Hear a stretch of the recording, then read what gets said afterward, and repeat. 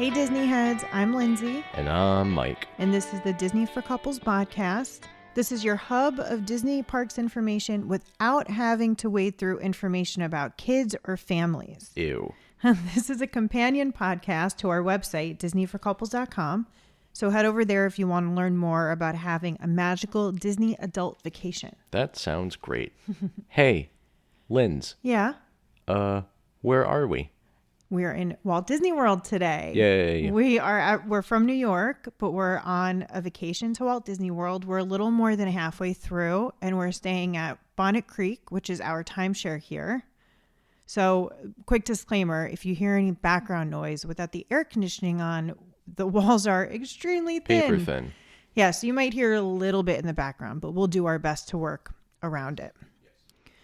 So, today we are talking about early versus late arrival to the parks. And it's topical for us because we had a nightmare morning. Oh, we most certainly did. Now, we're not going to complain too much about Disney World because, of course, we love it here, but we learned the hard way. You know, sometimes we get into habits and we spend so long doing the same thing that we forget why we started doing it, you know, which is exactly what happened this morning. Right, So, right. Mike, tell everybody what our great plan was going into today. So I went to Lindsay last night and said, Epcot's opening at 9. Why don't we essentially try and rope drop? On this vacation, we've been waking up a little bit earlier than we do at home, so it's been easier to get out and have more park time.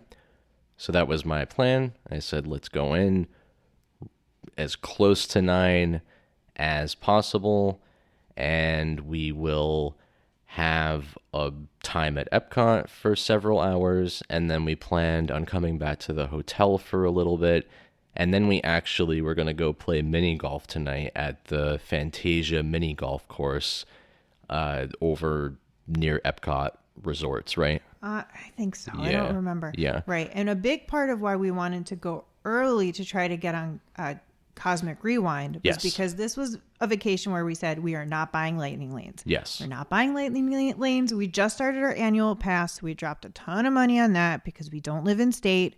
So we had to pay for the Incredi-Pass, which is $1 bazillion. And we just thought, we've been here so many times. There's nothing we need to go on except for Cosmic Rewind. So we're not going to buy the lightning lanes.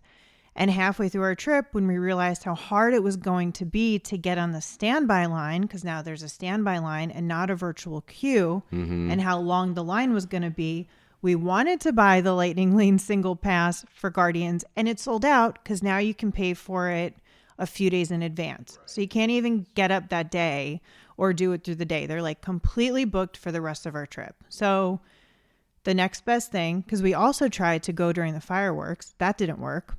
So the next best thing was to get there at rope drop and be those people who run right to Guardians. And it was a disaster. Yeah, so what ended up happening is when we left the hotel, I had it in my mind to put in Epcot parking instead of regular old Epcot into iOS maps. We have iPhones.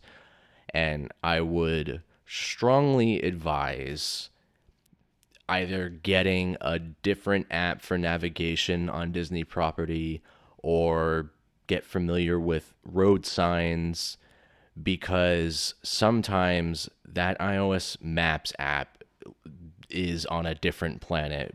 I can't tell you how many times it had us not go to Epcot. We had to putting in Epcot parking was a tip from Disney Food Blog, and it was a good one because sometimes we've put in just the park and it takes you to cast parking. So we put in the parking, which should take you to guest parking, and it never even directed us toward Epcot. We could see Epcot. We could see where the line was, and we couldn't get there. We had to leave Walt Disney World, end up in Orlando proper, and come back onto property just to finally see the Disney road signs, and we completely abandoned the app. If you were to see Lindsay's iOS map search history, it looks like we didn't know where Epcot was, or we really liked typing it in because there are like 8 search results for Epcot and none of them got us to Epcot. None of them got us to Epcot. They got us farther from Epcot. Yeah. So that alone ate up about a half an hour to get onto line when everybody was going to the park because the park opened at 9. So today's another, I mean, together, Lindsay and I will get into the nitty gritty, but it's Saturday. Yeah, which I always forget about how busy it is there on the weekends because we don't ever get here on a weekend. Right. We just end up in a park on a weekend because we're here through it. And yeah, it was bad planning. We were like novices today. It's like we forgot everything we've learned. So, but anyway, sometimes it's good to kind of remember that stuff and have it fresh in your head. So on top of, you know, not being able to find our way here, we are staying on property. The Bonnet Creek Resort, which is where we're staying, is on Disney property, but we were still using our map. So even if we got in the car and we got straight to Epcot, no problem, it is such a pain to get here at Rope Drop. I truly don't know why anybody does it. There's a long line of cars to get through into the parking lot. Then parking takes a long time. Getting there early today, we arrived at about 9:30. We parked farther away than we've ever parked. Mm-hmm. The line for the tram was so long we didn't bother waiting, so we walked. It's also like crazy hot right now. It's like unseasonably hot for Orlando, even in the spring. Mm-hmm. Then the security lines are long and scanning in is long and everything is super crowded at the front of the park. It was just, we're Disney goers. We're here a lot. We've come at Christmas. We've been here at Valentine's Day. New Year's. Yeah, we've been here for all the festivals. I was really, truly shocked because we're never here in the morning. Right. How busy it was. It was insane. And there are some rides at Epcot that are true tells. Like when you look at the app and you see the wait time for an attraction like Spaceship Earth or Journey into Imagination, you know, Living with the Land. Those are 90% of the time, I would say, especially Living with the Land. It's maybe a 5-minute wait or a 10-minute wait. But when we had breakfast this morning and could look over, it's 25 minutes for Living with the Land. Soarin' ended up capping at 70 minutes before we left the building. And mind you, was this before 4:11? Oh, yeah, because we ended up leaving Epcot at 11:30. We couldn't take it. Yeah, well, Living with the Land, the reason why that was so busy is because there's one place to get breakfast in all of Epcot, and it's the Seasons quick Sunshine. Service. Right, Sunshine Seasons quick service in the Land Pavilion. Mm-hmm. So everybody goes there first. They get their breakfast sandwich. It's the only breakfast. And then they go on Living with the Land. So it's really busy. But Spaceship Earth is always a good litmus test for how crowded the park is. And so is Journey into Imagination and Finding Nemo. Because those two rides are usually walk-ons. Maybe you'll wait for 5 minutes. But they both had really long lines. I think Finding Nemo was a half an hour, which it never is. Right, yeah. So we had all of that hullabaloo. Yeah, so obviously we didn't go on Guardians. It just, by the time we walked in, I don't even think we were in the park yet, and it was 95 minutes? Well, yeah, something like that. And when we were still at the hotel, and I was checking the park times before we even left, because if you're staying on Disney property, you get early access from a resort. Not for us. Well, right, but others. Right. So there were already people in the park at 8:30 this morning, so when I was looking at the times for Guardians, it was already up to 40 minutes. Yeah. So it really was very tough. It was a bummer, and we kind of made a point to get up and out earlier than we would have normally. We ended up getting breakfast. It was the most effort I've ever put in to get a kind of okay breakfast. I mean, the breakfast sandwich was good, but like, God, not for the effort it took. And then we went to the Butterfly Garden, which was lovely. And then we left. We were just walking around. We wanted to go into Communicore Hall because we wanted to see the festival exhibitions. Yeah, they always do stuff for the festivals. It was closed. Yeah, it was down for they're I don't know, doing something in there. One of the cast members that we asked, because we thought we had the wrong place, the cast member said, no, they're doing work on the Mickey meet and greet, but the Communicore Hall is open, and it was the other way around. The Mickey meet and greet was open, and the Communicore. So we just kind of looked at each other and went, "Want to get out of here? Like, want to go back to the pool?" It was. You said it perfectly. In the 2 hours we were there, it got more crowded. The lines got longer. It got hotter. There was like nothing that would have felt good.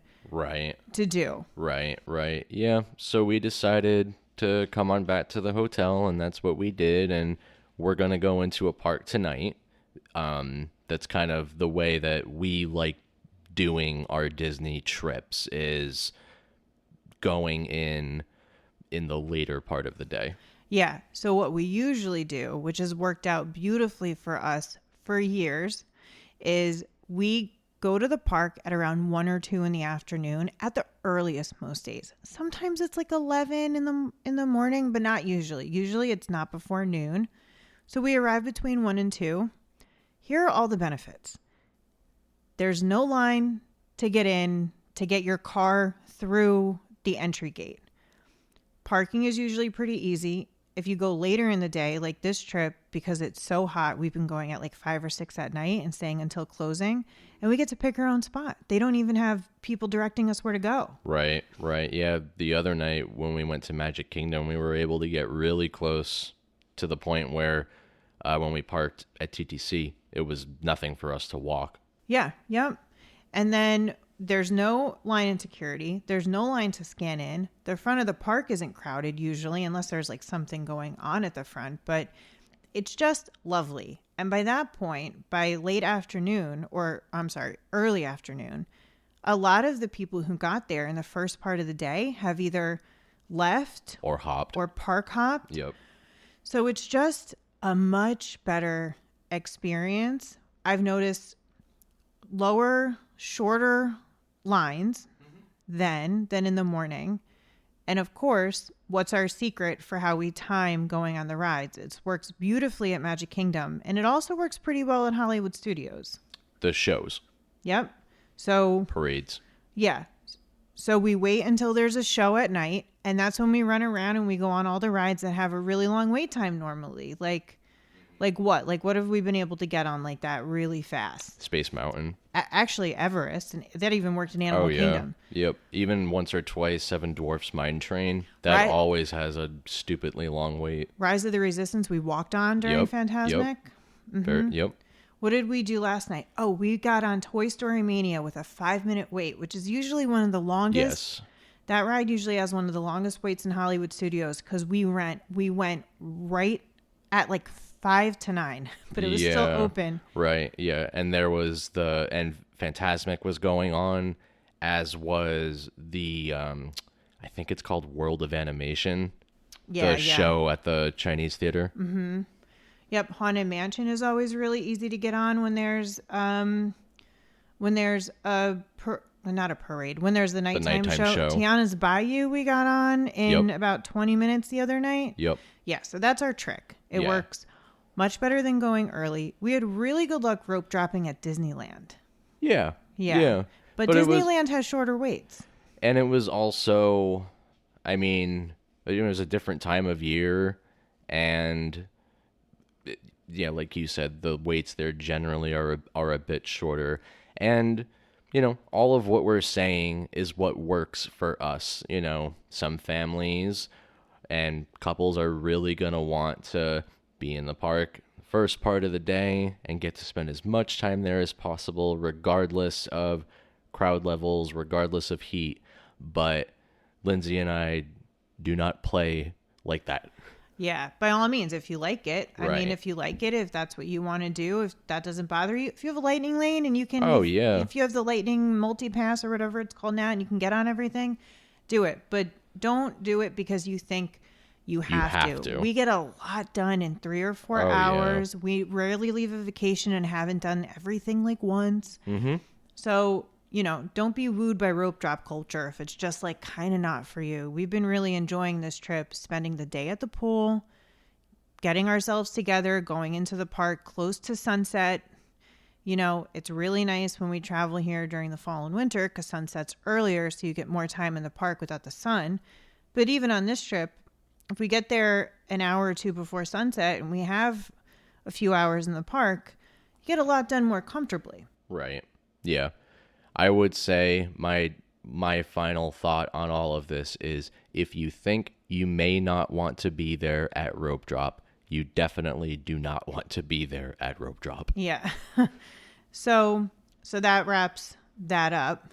There we go. We learned our lesson. Yep. Lesson learned. We have today and 2 more full days before we head back home, and then we're coming back in December, and who knows, we always seem to be back here earlier than we think. So this is a lesson we're absolutely going to remember for next time.